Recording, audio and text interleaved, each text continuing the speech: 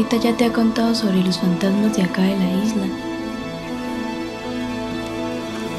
Hay muchos y tienes que tener cuidado.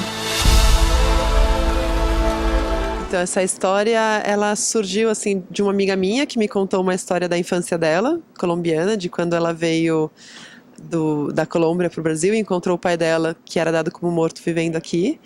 Depois disso, com o Fundo Ibermédia, eu fiz uma pesquisa, entrevistei mais de 80 famílias desplaçados colombianos vivendo aqui no Brasil.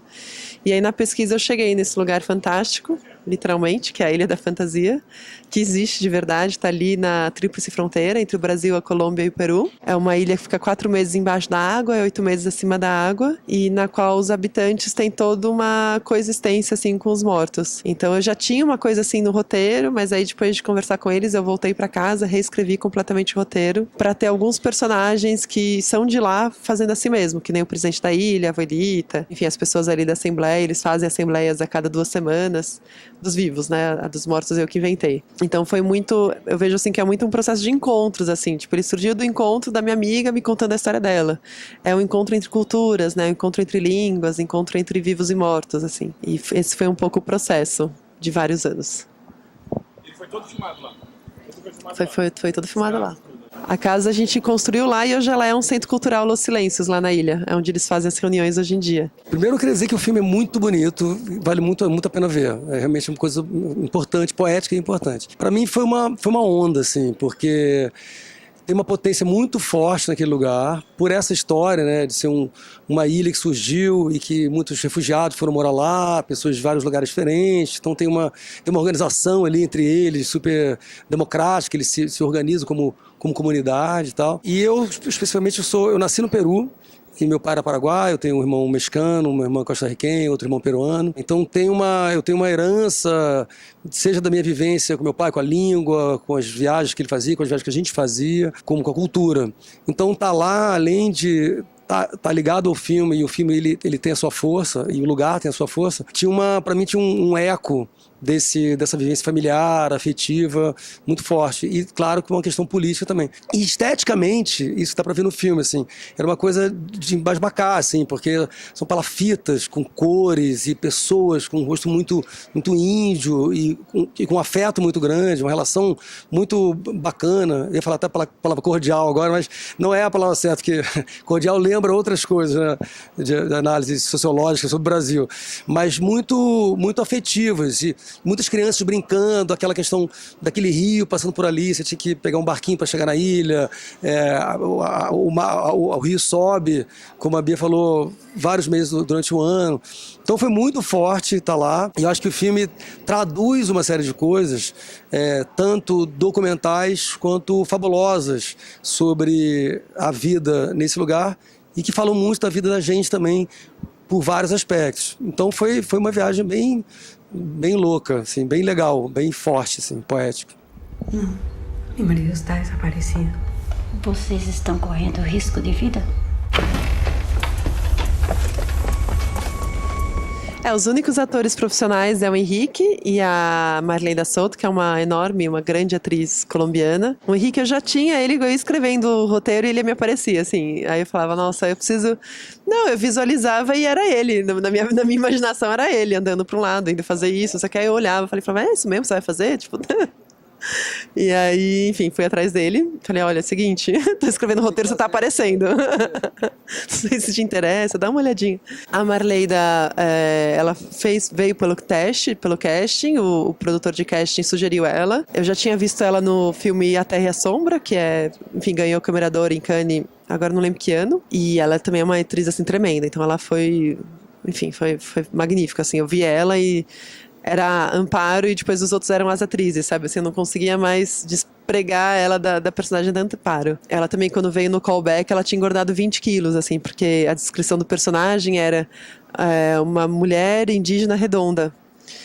E quando ela leu isso, ela imediatamente fez toda uma dieta para poder, enfim, de uma maneira saudável, engordar.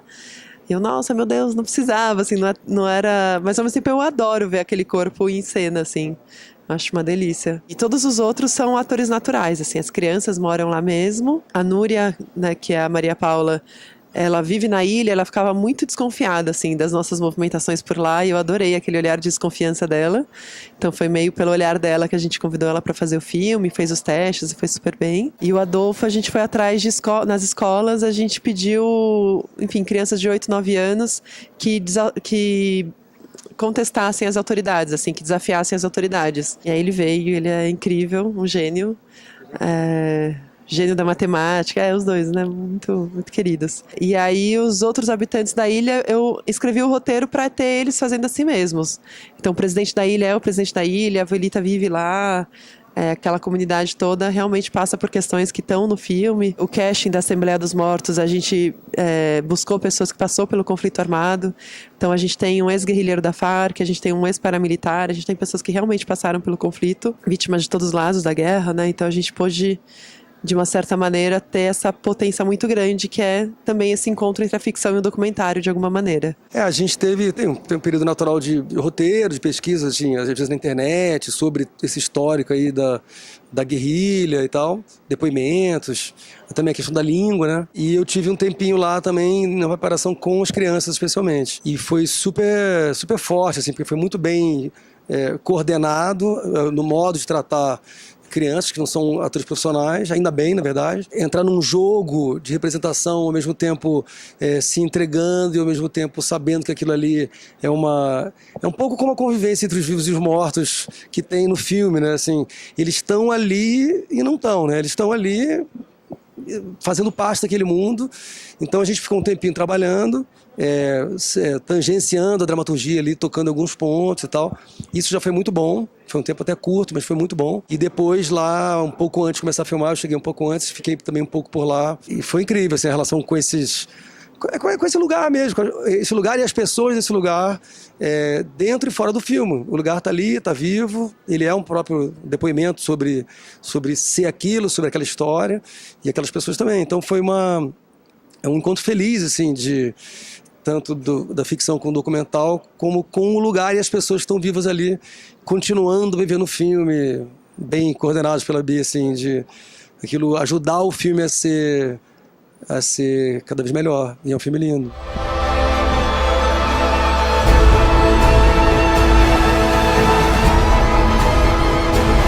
¿En serio creen que vale a pena perdonar?